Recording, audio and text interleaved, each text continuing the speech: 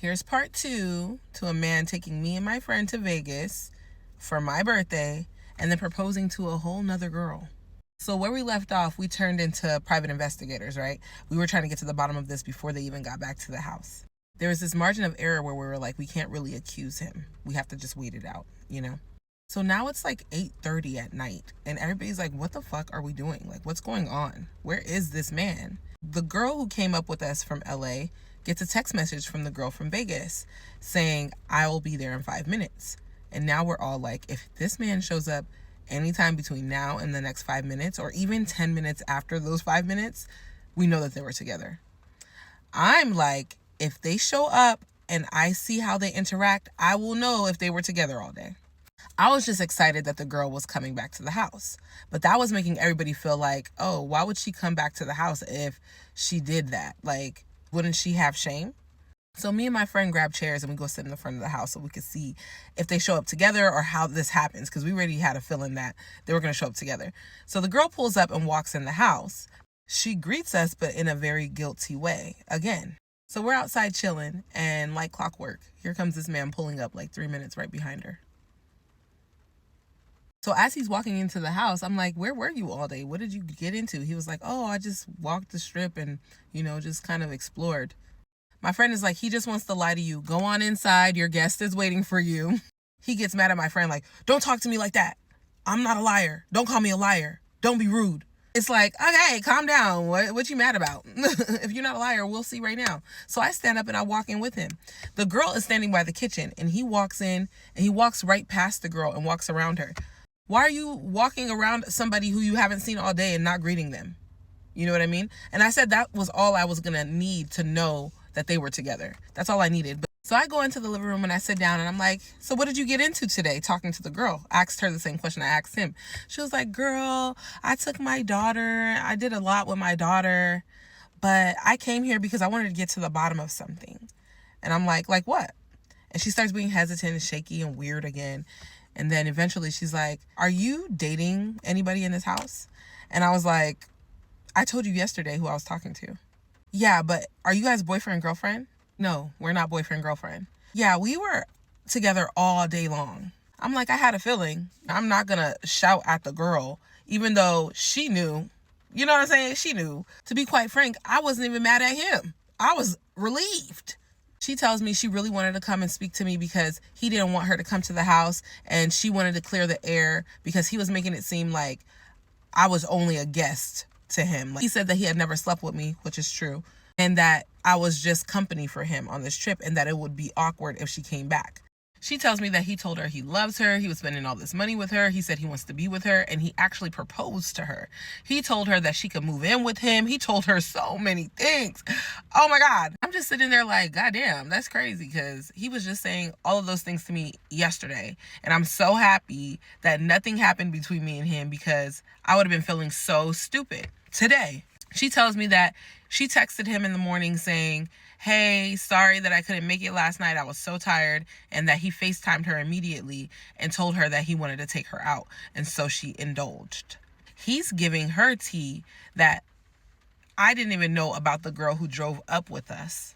According to him, he had already slept with this girl's friend, the one who came up with us. So if that's the case, why would you indulge in a date, a relationship, or anything while we're here? So we have our conversation. She's like, we look just alike. You could be my little sister. Maybe I'm just a shiny new toy to him, but I really like him. He's charming, this and this and this. She asked me if I like him. I'm like, no, I don't like him. I can't like somebody that just does something like that to me.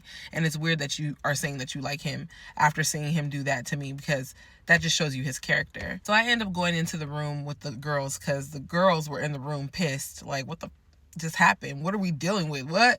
And I go in there and they're like, why are you being so nice to her? What's wrong with you? And I'm like, I can't be mad at her. She didn't do nothing wrong to me. And they're like, she did. She knew that you were talking to him and she still went in and dealt with him. That's when her friend, the one who drove up with us, told me that they had fallen out of a friendship because she had already done this to her before. There is a guy that the girl who drove up with us was talking to, and this girl met him and slid into his DMs and was like, hey, if you want to talk to me, you need to tell her that you don't want to talk to her anymore. So they fell out because of that before. but they were just rekindling another relationship, and she did it again. At this point, I just want to enjoy my birthday. Like, I want to still go out and have fun. None of this shit is bothering me. I don't care. You guys should run into the sunset together and live happily ever after. But can we go to Dre's? So I go outside and I ask them, like, okay, so what time are we leaving for Dre's? Because we've already discussed this. And at this point, you guys have found your relationship. You found your match. Let's get ready and go to Dre's. He's grilling. He's like, nobody wants to go to Dre's. I'm like, oh, you're going to try and act weird to me now because you started talking to... You did this to me and now you're trying to act weird to me? Oh, you got me messed up. So I flipped. I turned into the villain that I am. Bleep, bleep, bleep, bleep, bleep, bleep, bleep, bleep, bleep, bleep, bleep, bleep. I walked into the house. I started throwing chairs around. I was throwing chairs around. He tried to make it seem like he was going to call the police on me. I said, call the police. That's going to be the last thing you do. Call the police. That's going to be the last thing you do. And better believe I'm going to break as much stuff in this Airbnb as I can before the police get here. And then I'm going to turn into a white lady when they show up. I live in LA, California. We are in Las Vegas, Nevada. I don't even have a car. You're going to call the police on me? You know what that's going to get you? A trafficking charge. Oh, they got scared after that. I told the guys, like, all of you guys are broke and he's the only one paying for anything. And that pissed them off because it wasn't true. This guy was lying to us, telling us that he was the only one paying for anything when that was not true. It turns out that $100 bill that he gave me for brunch was somebody else's $100 bill because he was like, oh, the girls want to go to brunch. Another guy gave him $100 and told him to bring $100, and he only gave me the $100 that the other guy gave him. And all the tea was just being spilt because I was saying everything, y'all. I got a mouth on me. When the time comes, I got a mouth on me. Every time I would leave and go inside the room and come back out and the chairs were lifted back up off the floor, I would throw them back on the floor. Because what are y'all doing? They were like, Amara, calm down, calm down. I go into the sink, right? I had stacked dishes because we had just finished eating jollof rice and some goat meat. It was really good, actually. But I was like, all right, I stacked the dishes and I grabbed all the dishes and I just started walking around with a handful of dishes this big. Nobody wanted to touch me because if I dropped all them dishes, then what? One guy comes to me, he's like, Amara, how do we solve this? What do we do to solve this? I said, I need you to book all flights for all 3 of us girls who drove with him up. And I need you to give us all some money. Enough money for the day. So that way we don't feel like we wasted our time and energy up here. Or y'all take us to Dre's and we turn the heck up. What the heck? That's all I want. Y'all got to make me act crazy when only thing I'm asking y'all to do is to keep your promise to me for my birthday. So I start opening up all the doors in the house and I just open up a random door and there was a guy in there. Some random guy that I hadn't seen the whole weekend. And he was in there with the girl. And the girl was like, excuse me. And I was like, oh, my bad. I didn't know y'all was in here. But there's chaos happening. So go ahead and enjoy yourselves. I closed the door back. And then they came out. And when they came out, the guy who was in that room solved everything. He was like, nah, we're going out. It's my girl's birthday. We're turning up. I don't know why they trying to stay in the house. Like, I don't know what's going on. We turning up. So we ended up turning up, y'all. I had so much fun.